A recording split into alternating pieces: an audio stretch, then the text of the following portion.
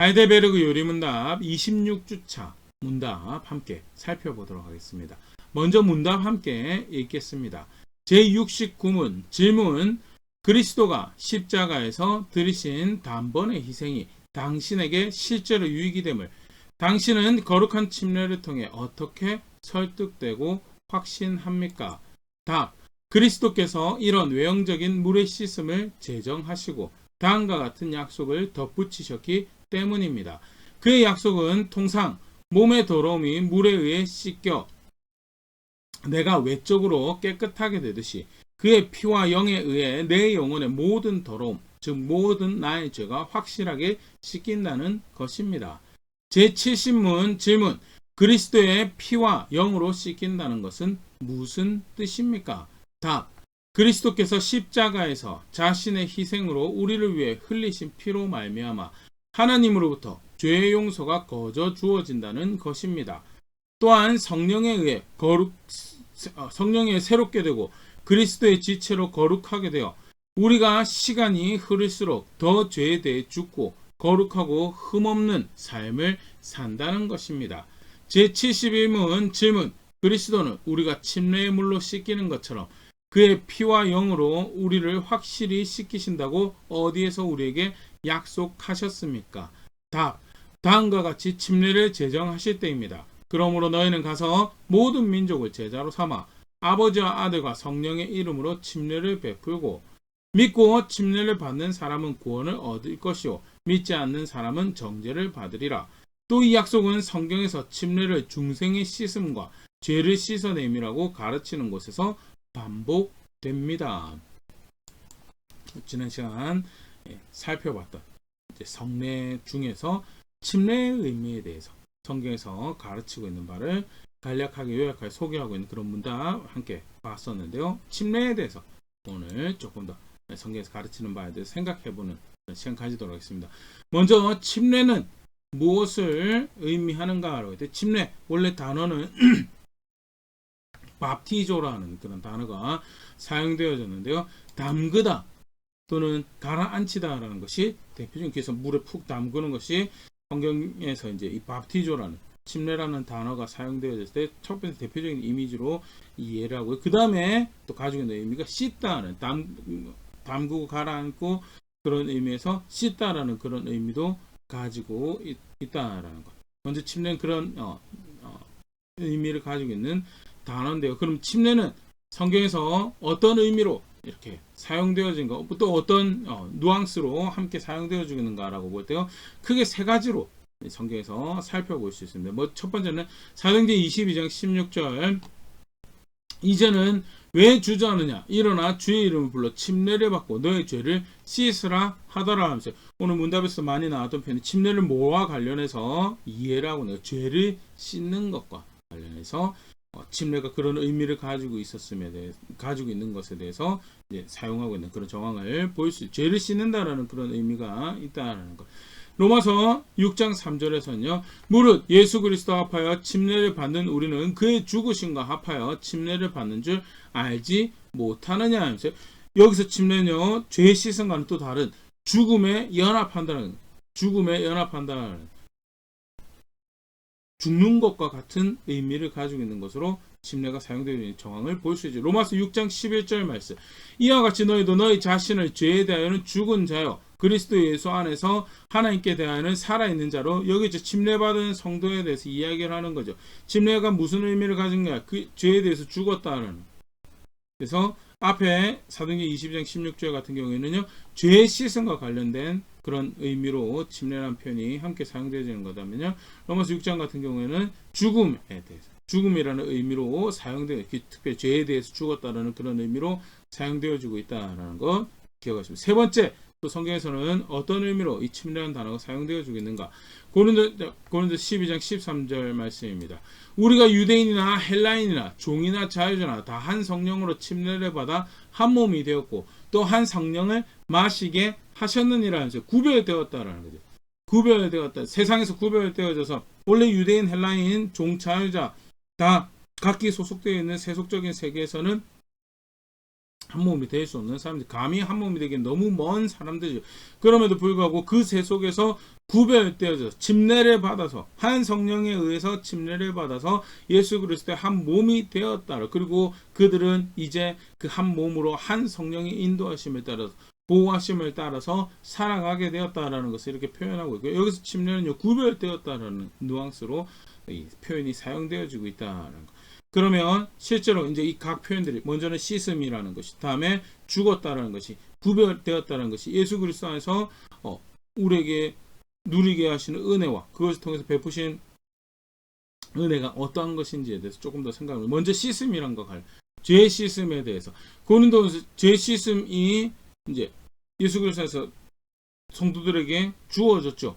근데 그걸 통해서 누리는 성도가 누리는 은총이 뭐냐?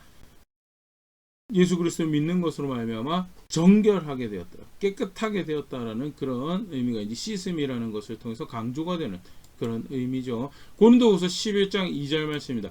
내가 하나님의 열심으로 너희를 위하여 열심을 내노니 내가 너희를 정결한 처녀로 한 남편인 그리스도께 드리려고 중매함이로다.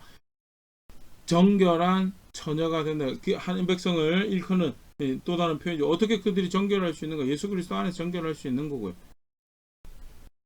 여기서 정결한 것은 이제 그들의 행위가 또 깨끗한 것을 의미하는데요. 기본적으로 죄에 대해서 깨끗해졌다라는 기본적인 베이스를 가지고 있는 성도들에 대한 그런 이해를 표현하는 표현이고요.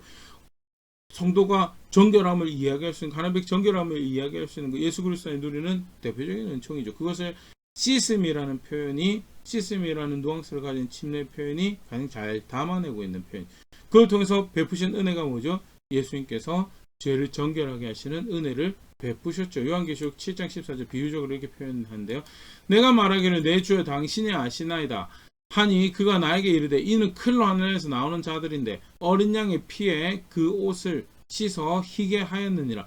어린 양의 피로 씻어 희게 했다는 십자가의 사역으로서 그들의 죄를 용서하셨다라는 것을 의미를 하는 거죠. 깨끗하게 죄 사함 또는 씻음의 누앙스를 가지고 있는 그 의미를 가지고 있는 예수님 십자가 사역을 부각하고 강조하고 그것을 담아내는 이 침례의 의미가 뭐냐? 그 씻는다라는 거죠.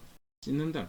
근데 더불어서 두 번째, 그러면 침례는 우리가 앞에 살펴봤던 대로 죽음이라는 이 누앙스로 또 침례라는 것이 사용돼. 죽음이라는 것은 그러면 죽음을 통해서 무엇을, 어떤 은총을 성도들이 누리고 있는가? 이제는 더 이상 죄의 종이 되고 사망의 종이 되고 마귀의 종이 되어서 살아가는 것이 아니고 그 죽음을 통해서 예수님의 죽음에 연합하여져서 이제 진정한 자유를 누리는 자가 되었다라는 것. 요한복음 8장 36절 말씀입니다. 그러므로 아들이 너희를 자유롭게 하면 너희가 참으로 자유로우리라 하면서, 이게 대표적인 죽음을 통해서 가지게 되는 자유죠. 예수님의 죽음에 연합하게 되어서 예수님 죽음에 함께하게 되어서, 그래서 이제 죄로부터 자유롭고 이제 사망으로부터 자유롭고 마귀의 권세로도 자유롭고, 그래서 원래 모습으로 정말 하나님을 섬기고 하나님 말씀을 기뻐하는 자리에 있을 수 있도록 그렇게 자유가 주어졌다라는 거예요. 그걸 누리게 하기 위해서 하나님께서 하나님 아들을 통해서 어떤 은혜를 베푸셨는가? 히브리서 2장 14절 15절 말씀입니다. 자녀들은 혈과 육에 속하였음에 그도 또한 같은 모양으로 혈과 육을 함께 지니심은 죽음을 통하여 죽음의 세력을 잡은 자 곧 마귀를 멸하시며 또 죽기를 무서함으로 한평생 매어 종로로 하는 모든 자들을 놓아주려 하심이니, 먼저 그것을 베푸시기 위해서, 그 은혜를 베푸시기 위해서 그 자유를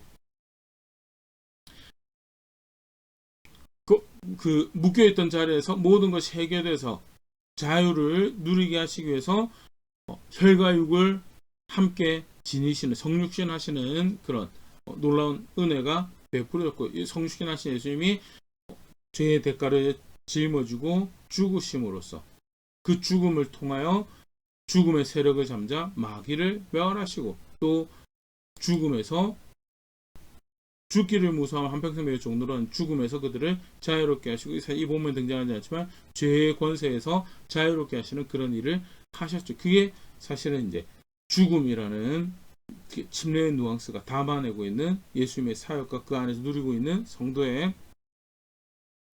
은총을 이제 강조하는 그런 씻음은 예수님의 십자가 사역을 통해서 죄 용서가 주어졌고 그래서 정결하게 되어졌다는 그것을 강조를 한다면요. 죽음이라는 것은 이제 죄에 대해서 죽음 그래서 예수 한번 죄에 대해서 예수님의 죽음을 통해 대가가 지불되어졌고 그 믿음을 이제 믿는 믿음이죠. 그의 죽음에 연합하고 침례라는 행위를 통해서 이제 그것이 다시 확인이 되어지고 그렇게 그의 죽음에 연합하는 자들은 이제는 이제 죽음으로부터 자유롭게 됐고요. 죄로부터 자유롭게 되고 마귀로부터 자유롭게 되었고 의의 도구로 드릴 수 있는 게 로마서 6절 표현이죠. 그런 자리에 이르게 되었다라는 것이 이제 이 죽음이란 표현으로 강조가 되어지고 있는 예수님 베푸신 은혜를 확인하는 또한 그런 모습이죠. 또 침례는 어떤 뉘앙스를 담고 있는가? 구별되어졌다는 아까도 이제 고린도서 12장 13절에 봤던 표현이죠. 한 성령으로 침례받아 한 몸이 되었다라는 것. 한 몸 안으로 침례를 받았다라고 이렇게 직접 그렇게 표현할 수도 있을 텐데요. 실제로 구별되었다는 것은 무엇을 의미하는가? 세상으로부터 구별되어서 하나님 백성이 되었고 세속으로부터 구별되어 마귀의 종된 자를 마귀의 심지어는 마귀의 종되어서 죄를 짓는 자리에서 그를 근원으로 알고 살아가는 속임의 근원을 자신의 주인으로서 이렇게 섬기게 살아가는 그 자리에서 구별되어져서 하나님의 자녀로 살아가는 하나님의 자녀로 살아가고 또 단순히 자녀가 아니죠. 로마서 8장 17절 말씀. 자녀이면 또한 상속자 곧 하나님의 상속자요 그리스도와 함께한 상속자니 우리가 그와 함께 영광을 받게 하여 고난도 함께 받아야 할 것이니라면서 자녀뿐만 아니라 상속자로 여겨지는 그게 구별되어졌다라는 것이 부각하고 확인하고 있는 예수 그리스도의 누리는 성도의 은총이죠.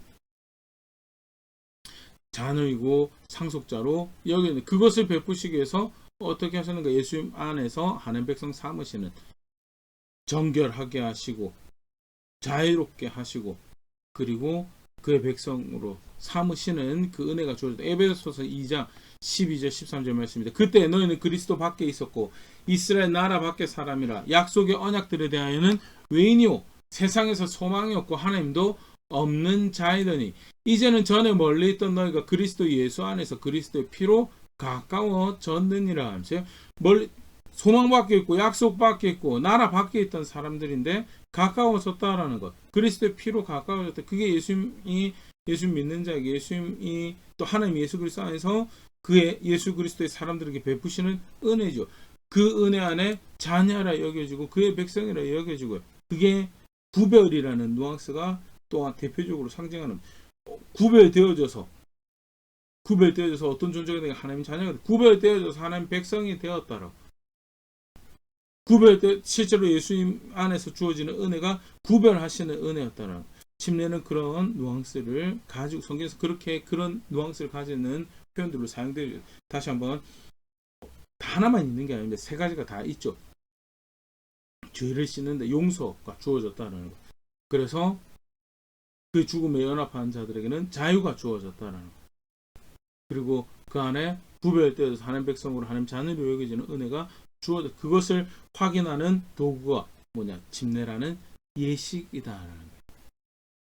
여기서 하나 더 우리가 정리를 하고 갈 필요가 있는 게 있는데요. 우리 지금도 쭉 살펴봤잖아요. 침례가 그런 의미를 가지고 있다는 거 어디서 살펴봤죠? 말씀에서 살펴봤죠.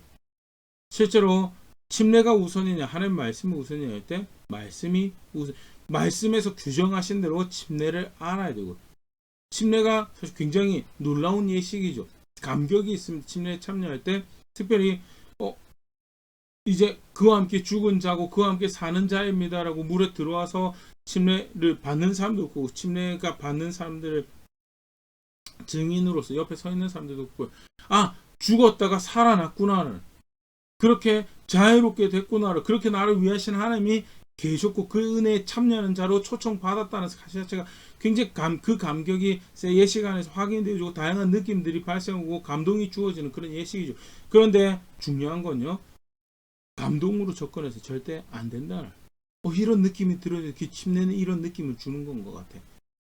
아니요. 침례, 우리의 구원이 그렇게 주어지지 않았어요. 하나님 어떻게 우리 구원해 주셨죠? 말씀하신 대로 구원을 이루셨어요. 말씀하신 대로 가장 대표적으로 약속을 먼저 주셨고요. 약속하신 대로 누가 왔어요? 구원자가 오셨죠. 고린도전서 15장 3절 4절 내가 받은 것을 먼저 너에게 전하였느니 이는 성경대로 그리스도께서 우리의 죄를 위하여 죽으시고 장사 지낸 바 되었다가 성경대로 사흘 만에 다시 살아나사 구원을 베푸신 구원해 주는 어떤 주이신가? 성경대로 우리를 위해서 오시고 성경대로 우리의 죄를 위해서 죽으시고 성경대로 다시 살아나셔서 그렇게 우리 구원의 주가 되신 분이시다는 하나님 말씀이 이루어져서 우리 구원이 되셨고요. 하나님 말씀이 이루어져서 그가 그렇게 우리 구원자가 되셨다라는 것. 그리고 구원을 얻는 것도 어떻게 구원 얻나요? 믿음으로 구원 얻죠. 근데 믿음으로 구원 얻는 거 하나님이 규정하신 것이죠. 어떤 사는 것도 없어서 의지하는 것으로 의지하는 것으로 구원을 받는 것이 하나님 규정하신 것 실제로 믿음으로 구원을 받게 되는 거죠. 요한복음 3장 36절 말씀입니다. 아들을 믿는 자에게는 영생이 있고 아들을 순종하지 아니한 자는 영생을 보지 못하고 도리어 하나님의 진노가 그 위에 머물러 있느니라. 믿는 자에게 영생이 있고 믿지 않는 자에게 영생이 없다. 그걸 순종하지 않는다. 믿음의 중요한 성격을 다시 정의하고 있는 간접적으로 보여주고 있는 그런 말씀이기 때문에 분명한 것은 믿는 자에게 영생이 있다라고 하나님께서 말씀으로 규정하셨고 그거에 따라서 믿는 자에게 생명이 주어진다라는 거예요. 말씀대로 구원이 이루어졌고 말씀대로 믿는 자에게 구원이 주어지는 실제로 그게 우리가 받는 구원이지 우리가 받은 구원이고요. 우리가 받을 구원이기도 하고 그렇다면요. 그 의미를 담아내고 있는 침례요. 말씀 안에서 이해되죠. 말씀 안에서. 말씀 안에. 이렇게 물에 들어갔다 나오니까 씻겨지는 것 같아. 아니, 물에 들어갔다 나와서 씻겨지는 게 아니죠. 예수 그리스도 안에 씻겨내는 거, 그거는 상징적으로, 예식적으로 담아내는 거죠. 진짜 감동해야 되는 건 뭐예요? 물에 들어가서 나와서 정결한 느낌이 드는 걸 그걸로 감동받는 게 아니고, 하나님의 아들이 우리를 위해서 대신하여 죽으셔서 우리가 그의 대신하여 죽으신 가운데 용서를 받고 깨끗함을 얻게 되었다는 그 사실이 확인되어져서 감사한 거. 다르게 표현하면 말씀에서 가르치는 것이 예식을 통해서 확인되어져서 감동이 되어지고 열정이 되고 확신이 되어진다는 말씀이 의미를 부여할 수 있도록 해야 된다는 죽음에 연합하여서 생명을 얻고 생명에 연합한 자로서 살아갈 수 있게 되다. 그것도 성경에서 규정하는 거죠. 로마서 6장 4절 5절 말씀입니다. 그러므로 우리가 그의 죽으심과 합하여 침례를 받음으로 그와 함께 장사되었나니 이는 아버지의 영광으로 말미암아 그리스도를 죽은 자 가운데서 살리신과 같이 우리로 또한 생명 가운데서 행하게 하려 함이라 하면서 죽음에 합하여 침례를 받는다라고. 여기 죽음의 누앙스가 있는 거 분명히 있습니다. 그래서 대표적인 예식으로 물에 들어가는 것에 대해서 단어에 충실하기도 하고 침례교에서는 그렇게 믿어서 세례보다는 침례로 표현하고 침례로 그렇게 하려고 하죠. 알아두시고요. 5절 만일 우리가 그의 죽으심과 같은 모양으로 연합한 자가 되었으면 또한 그의 부활과 같은 모양으로 연합한 자도 되리라 하는 죽음에 연합하는 거고요. 그래서 죽는다라는 그런 누앙스가 있고 그러기 때문에 생명을 이야기할 수 있는 것도 결국 궁극적으로는 성경에서 그렇게 규정하고 있기 때문에 가르치고 있기 때문에 그게 그런 의미를 가지게 되는 거고요. 철저히 기준은 그 예식에 참여해서 내가 어떤 감동을 받아 느낌을 받아 그게 기준이 아니고요. 말씀에서 뭐라고 가르치고 계시는데 그게 기준이 되고 그것이 우리가 우리의 느낌을 기준 삼지 않고 이것이 이거를 의미하는 거거든요. 이 예식에 참여해서 이걸 생각하고 감동을 받아도 거기에 감동을 받는 그 스스로를 그렇게 이해해야 받아들이는 것이 그게 바른 자세다라는 거예요. 죄에 대해서 죽고 하나님에 대해서 산자라고 여겨지는 그런 침례의 의미에 대해서 로마서 6장 11절 이와 같이 너희도 너희 자신을 죄에 대하여 죽은 자요 그리스도 예수 안에서 하나님께 대하여는 살아있는 자로 여기지는 구별되어져서 그렇게 하나님 앞에서 의의 도구로 하나님 백성으로 살아가는 것도 결국 사실은 성경에서 규정하고 있는 것이 그 의미가 되는 거죠. 내가 침례의 예식을 받아보니까 그런 느낌이 들었고 이제 그렇게 살아가는 것 같아라고 아니요. 말씀에서 규정하고 있고요. 말씀에서 규정. 그래서 그것을 기준 삼아서 그렇게 이해하고 이런 의미를 가지고 있구나. 그리고 그 도구를 통해서 그 뉘앙스를 그 본질을 확인하려고 하는 뜻이 이루어지는 그런 자세를 절대 예식이나 느낌이 먼저가 아니다. 규정하신 먼저 말씀 베푸신 구원이 있고 그것을 근거로 해서 그것을 담아내는 목양적 도구로 침례를 만드신 거다라는 거. 그리고 그러기 때문에 그것이 무엇을 의미하는지를 가르치신 말씀의 귀를 기울이고 그 예식을 대하고 그렇게 이해하고 그렇게 사용하는 것이 교회의 마땅한 자세고, 원론적으로는 다시 중요한 신앙의 자세에 대해서 다시 확인해 볼 수 있죠. 성경의 신앙은요, 처음부터 철저하게 말씀에 의한 것이다. 그래서 믿는다라고 할 때 뭐가 있어야 되냐? 그 말씀을 존중할 수 있는, 그 기준을 존중할 수 있는, 거기서 선한 것을 선하다고 하고 악한 것을 악하다고 할 수 있는 양심이 같이 가는 것이 믿음을 가진 신앙을 가진다. 굉장히 중요한 자세죠. 디모데전서 1장 19절 말씀입니다. 믿음과 착한 양심을 가지라. 어떤 이들은 이 양심을 버렸고 그 믿음에 관하여는 파선하였느니라. 믿음과 착한 양심을 함께 가지고 있는 것이 신앙을 가지고 있는 거죠.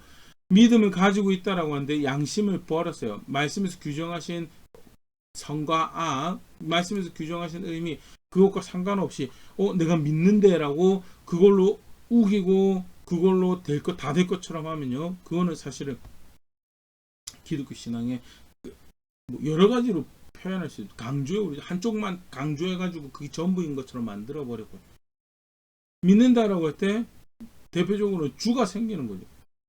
내가 믿는다라고 할 때 그전에는 내가 나 스스로를, 내 마음의 만족을 주인 삼아서 그렇게 살았는데, 믿는다라고 한다면 주가 되시고 하나님 대신 하나님이 생기는 거예요. 그렇기 때문에 그가 주인으로서 권위를 가지고 내 삶에 간섭하실 수 있도록 그가 말씀하신 것이 기준이 되는 삶이 살아가는 거예요.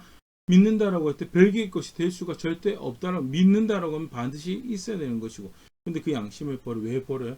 욕심대로, 자기가 느끼고 싶은 대로, 자기가 원하는 대로 하고 싶은 그 열정으로 가는 거죠. 허락하신 예식도 그런 식으로 사용할 수 있다는 거예요. 절대 그럴 수 없다는 거. 우리 간단한 걸 정리를 해봤지만요, 침례 성경에서 분명히 가르치고 있는 의미가 있다는. 먼저 그건 예식이, 그건 구원받는 도구가 아니고요, 그거는 구원받는 성도가 될 수 있도록 돕기 위해서 주신 복음의 도구다라는 것. 그 침례는